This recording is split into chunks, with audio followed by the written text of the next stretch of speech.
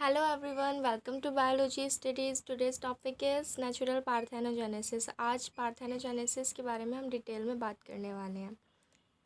Okay, so the term parthenogenesis originates from Greek, in which parthenos means virgin and genesis means birth.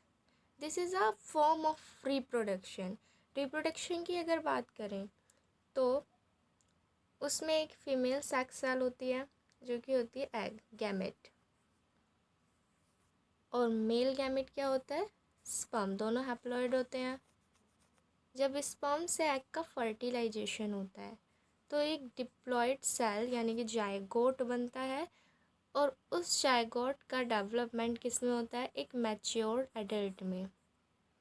Okay, ये पूरी process होती है reproduction की. But अगर ये एग बिना फर्टिलाइजेशन के ही एक एम्ब्रियो में चेंज हो रहा है जो कि बाद में एक एडल्ट में कन्वर्ट हो रहा है, तो इस प्रोसेस को हम बोलेंगे पार्थेनोजेनेसिस.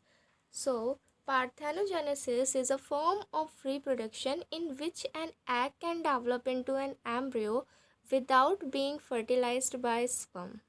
ओके, अब इसकी टाइप्स की बात करें तो ये दो टाइप्स का होता है.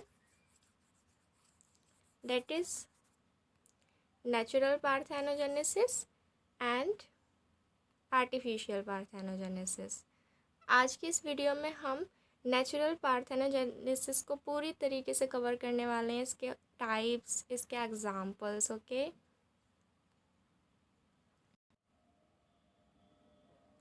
Now what is natural parthenogenesis? As the name shows, in certain animals, the parthenogenesis occurs regularly, constantly, and naturally in their life cycles and is known as the natural parthenogenesis. और ये किस किस animal में देखने को मिलता है? काफ़ी सारे इन्वर्टिब्रेट्स में ये पाया जाता है, जैसे कि रोटीफर्स ग्रुप है, फाइलम आर्थ्रोपोडा के कुछ सब फाइलम्स जैसे कि क्रिस्टेशियंस, इंसेक्ट्स और आर्किनेट्स हो गए, उसमें स्पाइडर और माइट्स में देखने को मिलता है. कुछ वर्टिब्रेट्स में भी ये पाया जाता है, लिजार्ड्स एंड स्नेक्स हो गए, रेप्टाइल्स, और कुछ बर्ड्स में जैसे कि टर्की बर्ड. इसके टाइप्स की अगर बात करें तो ये 3 टाइप का होता है: complete parthenogenesis, incomplete parthenogenesis and paedogenesis. So what is complete parthenogenesis? As the name shows, complete. कुछ एनिमल्स ऐसे होते हैं जिनमें जो रिप्रोडक्शन का तरीका है वो सिर्फ एक ही है, डेट इज़ पार्थेनोजेनेसिस. उसमें कोई सेक्सुअल फेज होता ही नहीं है, और इस तरीके की जेनरेशन में केवल और केवल फीमेल्स होती हैं, कोई भी मेल नहीं होता. A few animals have no males and no sexual phase. Such organism depend upon self reproduction. इसीलिए इसको हम कंप्लीट पार्थेनोजेनेसिस या फिर ऑब्लिगेटरी पार्थेनोजेनेसिस भी कहते हैं. कंप्लीट पार्थेनोजेनेसिस के एग्जाम्पल हैं लिजार्ड है, Caucasian rock lizard, and a small snake. It's widely distributed. Its name is Typhlina brahmina. Now incomplete parthenogenesis. जिस पार्थेनोजेनेसिस में 2 जनरेशन देखने को मिले, एक सेक्सुअल जनरेशन हो और दूसरी पार्थेनोजेनेटिक. कुछ ऐसे भी एनिमल्स होंगे जिसमें 2 जनरेशन होंगी, sexual and parthenogenetic, both of which alternate to each other. In such cases, the diploid eggs produce females and the unfertilized eggs, haploid eggs, produce males.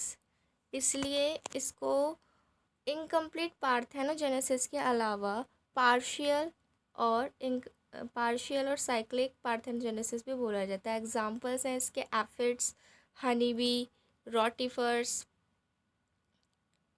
Birds and wasps. Detail में बात करें aphids के बारे में, चलो इसकी life cycle देखते हैं हम आगे.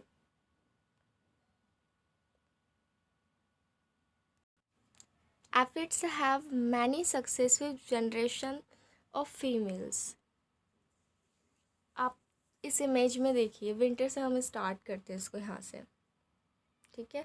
तो ये एग्स जो हैं स्प्रिंग में इनसे फीमेल्स बनती है। ये एग्स डिप्लॉयड एग्स हैं, फर्टिलाइज्ड एग्स है, और ये फर्टिलाइज्ड एग्स का डेवलपमेंट किस में होगा, फाउंड्रेस में, डेट इज़ फीमेल स्प्रिंग में। और थ्रू आउट स्प्रिंग, पूरे स्प्रिंग समर तक के एंड में इनसे सिर्फ फीमेल्स ही रिप्रोड्यूस होंगी विया parthenogenesis.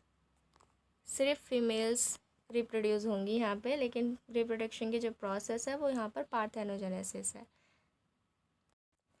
Then at the end of summer, some of these females start reproducing male as well as female, both type of organism via parthenogenesis. Then the male and the female mate each other and produce fertilized eggs that hatch in the spring as parthenogenetic female to continue the cycle. Okay, honey bee को भी देख लें। Queen honey bee and male और drone, 4 तरह की bees होती ना honey bee में, queen honey bee, drone and soldier and worker. Queen honey bee जो फीमेल भी होती है वो डिप्लॉयड होती है, जैसे कि अभी मैंने बताया था कि इनकम्प्लीट पार्थेनोजेनेसिस में जो मेल्स होते हैं वो हैप्लॉयड होते हैं और जो फीमेल्स होती हैं वो डिप्लॉयड होती हैं। तो हनी बी जो होगी क्वीन वो डिप्लॉयड होती है अगर जो ओवम है वो स्पर्म से फर्टिलाइज्ड करता है, तो फर्टिलाइजेशन के बाद डिप्लॉयड फीमेल बनेगी। और अगर एग पार्थेनोजेनेसिस के थ्रू रिप्रोड्यूस करता है तो उससे मेल बनेगा। और on the basis of their feeding, female या तो क्वीन बनती है या वर्कर। अगर वो फीड कर रही है रॉयल जेली तो वो क्वीन बनेगी जो कि फर्टाइल होगी, आगे चल के वो ड्रोन से मेट करके रिप्रोड्यूस करेगी या फिर पार्थेनोजेनेटिकली प्रोड्यूस करेगी। और अगर वो रॉयल जेली फीड नहीं करती है तो वो वर्कर में डेवलपमेंट होगी या फिर सोल्जर में, दोनों ही स्टेराइल होते हैं। इसके अलावा अनदर एग्जाम्पल है rotifers. Certain rotifers lays 2 types of eggs, that is amictic और मिक्टिक, एमिक्टिक और मिक्टिक। एमिक्टिक एंड मिक्टिक।